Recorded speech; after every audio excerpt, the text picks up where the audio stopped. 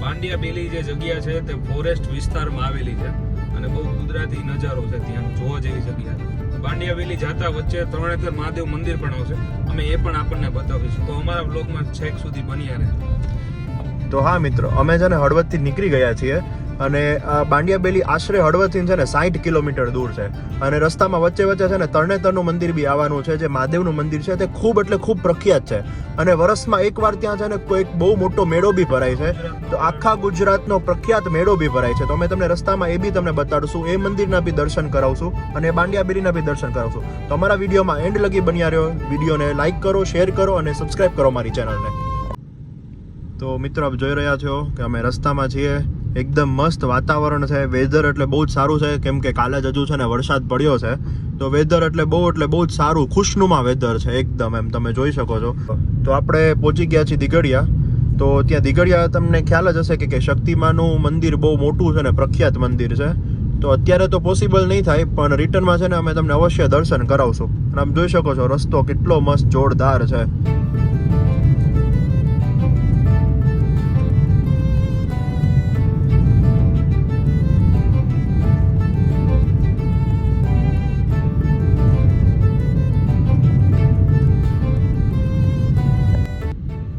જો મિત્ર, શક્તિમાનું મંદિર છે ને આવી ગયું છે. તમને અત્યારે છે ને બહારથી તો દર્શન કરાવું છું, મંદિર દેખાડું છું, ગેટ દેખાડું તમને. આપ જોઈ શકો છો આ શક્તિમાનું મંદિર છે.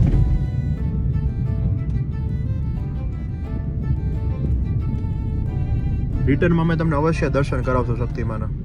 તો મિત્રો તમે જોઈ શકો છો આપણે પહોંચી ગયા છીએ વીરપુર ચોકડી. હવે આપણે જઈએ છીએ તરણેતર મહાદેવના મંદિર.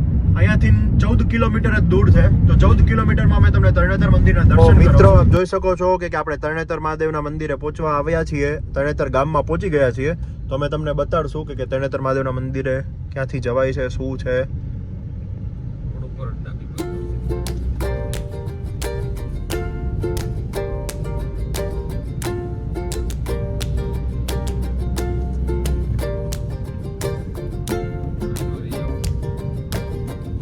રોડ પરથી તમારે લેફ્ટ સાઈડ ટર્ન લેવાનો છે.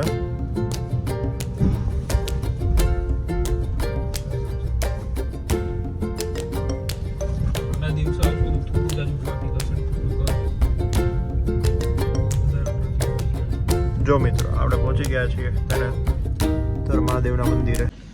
હેલો, કેમ છો? આપણે તરણેતર મહાદેવ મંદિરે પહોંચી ગયા છીએ. તો જેનું અહીંયા થોડું બોર્ડ મારેલું છે એની માહિતી આપેલી છે, હું તમને થોડી માહિતી આપીશ. તરણેતર મંદિર થાન શિવની 3 આંખ, ત્રિનેશ્વર શિવનું 10મી સદીમાં બંધાયેલું ભગ્ન મંદિર આ સ્થળે હતું. જે મંદિર ભગ્ન મંદિર હતું એનો ફોટો પણ અહીંયા લગાવેલો છે. આવી રીતનું હતું. ઈસવીસન 1898માં હાલનું આ દેવાલય બાંધવા તેને દૂર કરવામાં આવ્યું. પહેલાં આવું મંદિર હતું, એને જે નવું બનાવવામાં આવ્યું ત્યારે એને દૂર કરવામાં આવ્યું હતું. અસલના મંદિર જેવું મંદિર બનાવવાનો ઘણો પ્રયાસ કર્યો, પણ એવા એનું થયું નથી. પગથિયા તથા બાજુના વરડા બંધાયેલા સમયની છાપ ધરાવે છે અને આનો જે કુંડ છે એ બહુ પ્રાચીન છે. ત્રિનેશ્વરનું તળપદું એટલે તરણેતર ભાદરવા સુધી પાંચમના રોજ ભરાતો મેળો અહીંનો બહુ પ્રખ્યાત મેળો છે અને બહુ જૂનો મેળો છે અને અહીંયા સૌથી જૂનો મેળો અહીંયા ભરાય છે. તો મિત્રો તમે જોઈ શકો છો કે આપણે તરણેતર મહાદેવના મંદિરની અંદર આવી ગયા છીએ. તો તરણેતરના મંદિરની 3 બાજુ કુંડ છે, તેને વિષ્ણુ કુંડ, પછી આ શિવ કુંડ અને બ્રહ્મકુંડ 3 કુંડ તરીકે ઓળખાય છે. અને મંદિરની ચારો તરફ ઊંચો ગઢ છે. આપણે અત્યારે આવી ગયા છીએ તરણેતર મહાદેવ મંદિર. તરણેતર મહાદેવ મંદિર પોતાની એક આગવી ઓળખ ધરાવે છે અને અહીંયા જે મેળો થાય છે એ વિશ્વભરમાં પ્રખ્યાત છે. વિશ્વભરમાં તરણેતરનો મેળો પોતાની આગવી ઓળખ ધરાવે છે. ભાગીદાર સંસ્કૃતિની ઝાંખી કરાવતો વિશ્વભરનો પ્રસિદ્ધ મેળો. ભારતના મોટામાં મોટા મેળામાંનો એક મેળો જે ભરાય છે એ આ પાચાળ ભૂમિ ઉપર ભરાય છે અને લોક સાહિત્યમાં આના દુહા પણ બહુ પ્રસિદ્ધ છે. એમાંનો એક દુહો હું તમને સંભળાવીશ. નદી ખડકે નિર્જરા, મલપતા પીએ માલ, ગાળે કસુંબા ગોવાળિયા પણ જોવો પાચાળ, ખંડ પાણીને ખાખરા, ધરતી લાપડિયાળ, વગર દીવે વાડું કરે પણ જોવો પાચાળ. આપ જોઈ રહ્યો છો. તો જેમ મિત્ર વાત થઈ તમને કુંડની, આ મંદિરની 3 તરફ કુંડ આવેલા છે. અને કોતરણીની વાત કરી, જેમ મેં તમને કીધું કે કોતરણી એકદમ અનુપમ છે, તો આપ કોતરણી બી જોઈ શકો છો. એકદમ બહુ એટલે બહુ જ રોયલ હેરિટેજ જેવી કોતરણી કરી છે. હાથી ને બધા એવી રીતે કરીને તમે જોઈ શકો છો કોતરણી ચારે તરફ.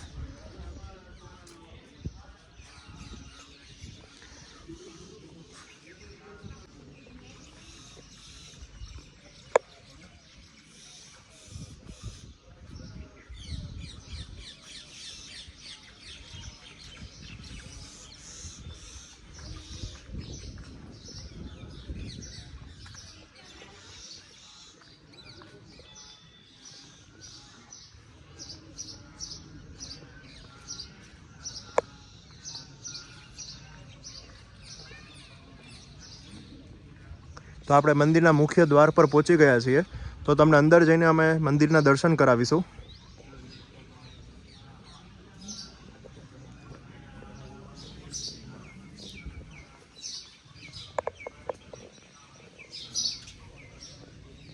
તો મિત્રો અમે તમને ભોળાનાથના દર્શન કરવા જઈ રહ્યા છીએ.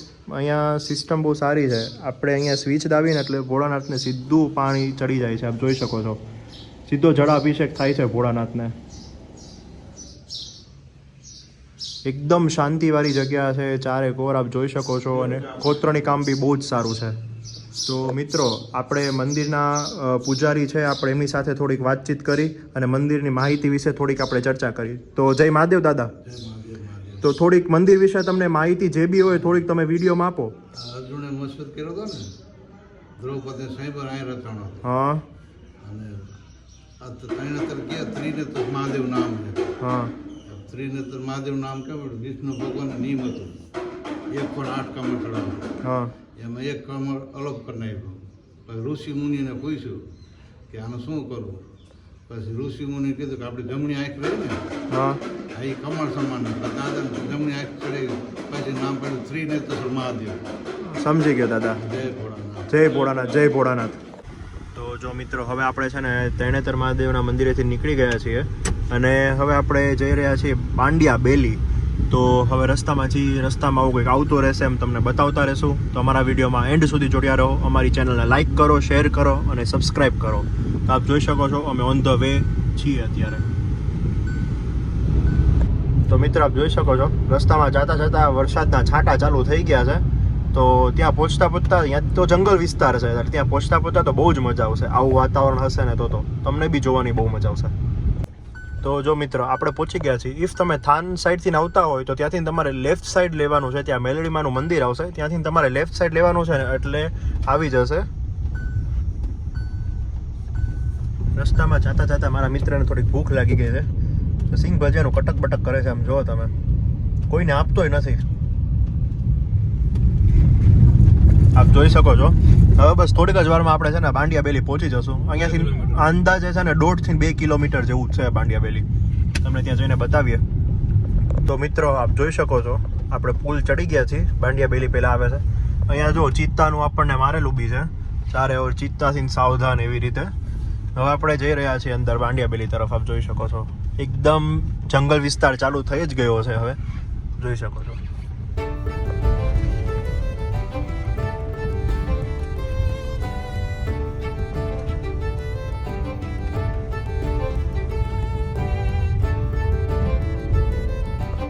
અહીંયા બી ચિત્તાનું બોર્ડ મારેલું છે, એટલે રાત પડતા ચિત્તા એની જગ્યાએ આવતા જ હોય. જંગલ વિસ્તાર એટલે શું, પ્રાણીઓનું ઘર.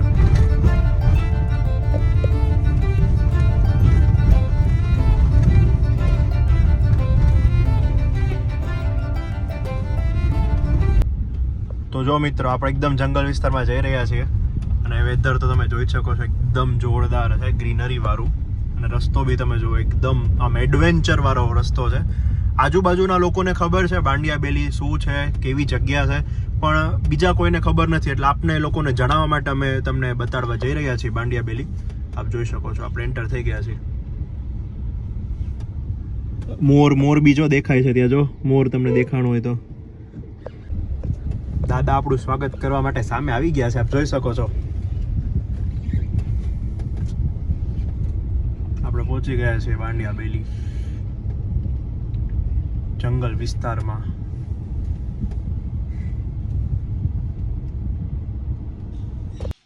તો મિત્રો આપણે પહોંચી ગયા છીએ બાંડિયા બેલી. આપ જોઈ શકો છો પક્ષીઓનો અવાજ, કિલકાર, બહુ જ જોરદાર ને શાંત જગ્યા છે. એકદમ ગ્રીનરી વાળી જગ્યા છે અને અહીંયા મોર બી બહુ ઝાઝા છે, આપણે તમને બતાવીશું. તો ચલો મિત્રો આપણે અંદર જઈએ, મંદિરના દર્શન કરાવીએ તમને.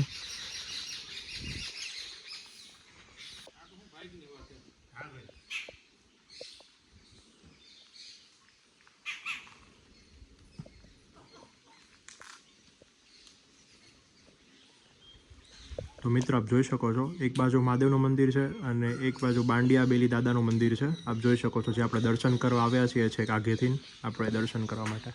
તો આપ લોકો બી દર્શન કરી લ્યો. તો મિત્રો આપણે મંદિરની સાથે સાથે છે ને મંદિરની પાછળ થોડીક છે ને એડવેન્ચરવાળી જંગલ વિસ્તાર છે.